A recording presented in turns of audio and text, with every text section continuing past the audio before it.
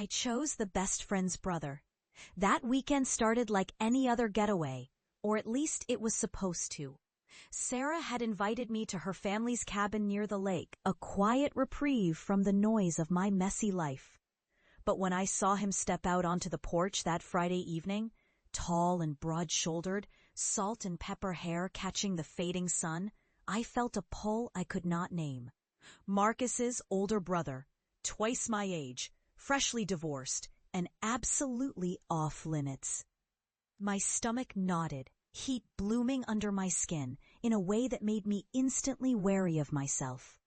My life had been neatly packaged, or so I thought. I was 36, an accomplished interior designer in the city. My days filled with clients, my evenings with dinner parties and book clubs. I'd been married young, in my 20s, to Adam, a man who offered stability but left my heart cold.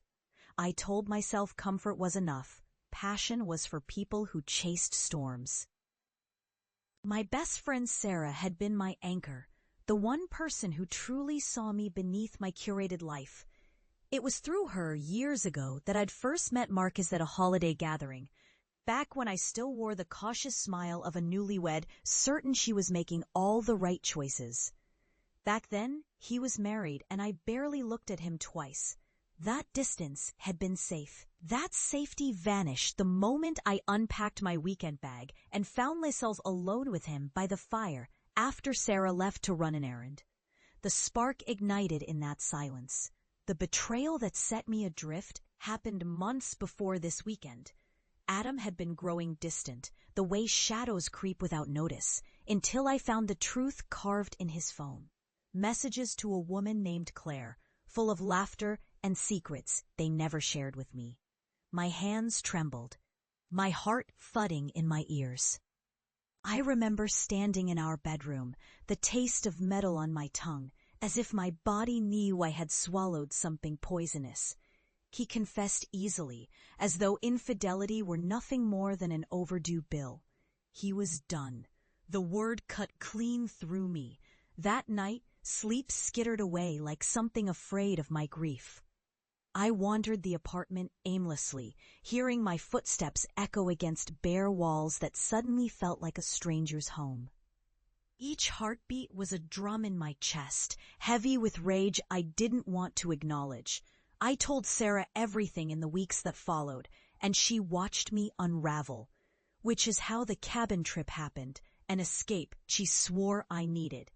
Marcus barely spoke during dinner that first night, only meeting my gaze in fleeting glances that stirred something buried under layers of disappointment.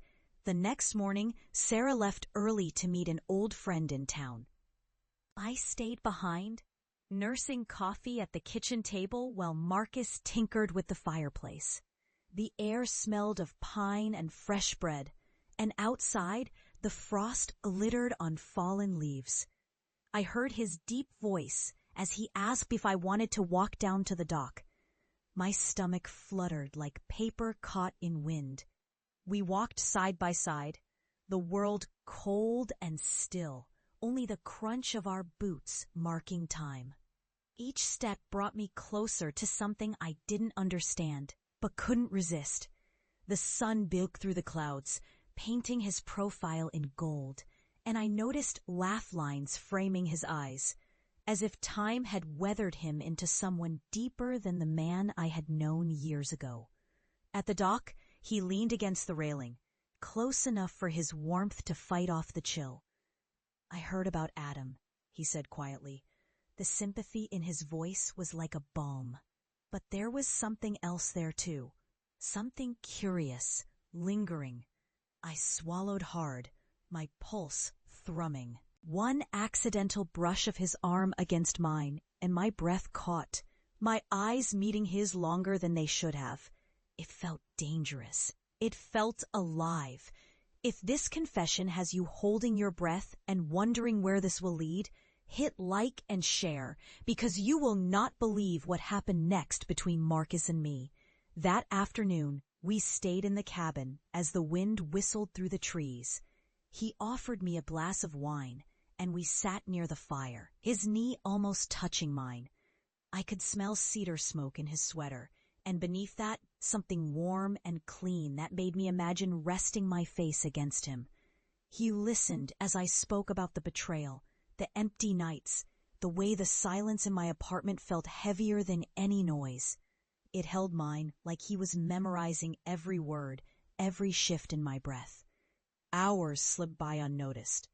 When Sarah returned, she found us laughing over a shared memory from years ago. But even as she sat between us, I felt the magnetic pull, like there was an invisible thread tying us together. That night, lying in the guest room, I replayed each look, each unspoken word.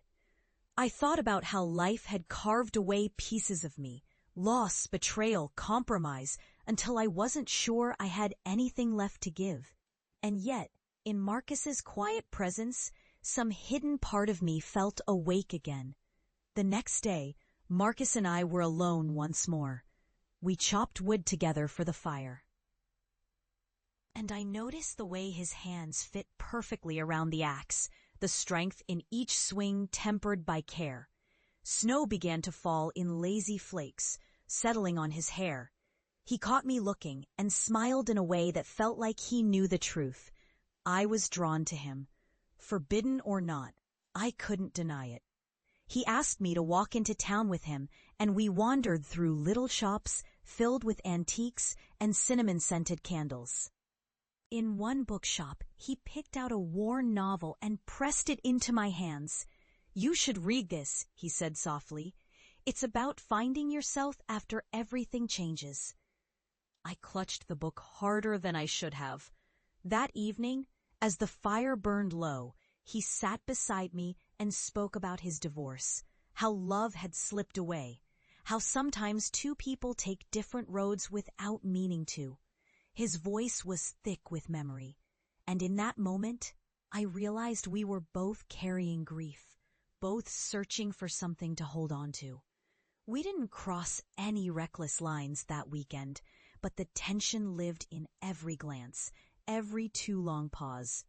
I returned to the city knowing my life had split into two truths, the one I showed the world and the one I kept tucked deep inside, where Marcus's voice still echoed. A week later, a single message arrived on my phone. "Hope you're staying warm. I can't stop thinking about our walks." My breath caught, and I realized that forbidden love doesn't always announce itself in lightning.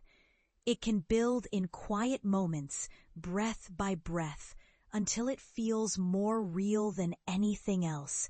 For the first time in months, my heart dared to race for something new. If you crave more raw emotional confessions, please like, share, and subscribe. Your next chapter awaits.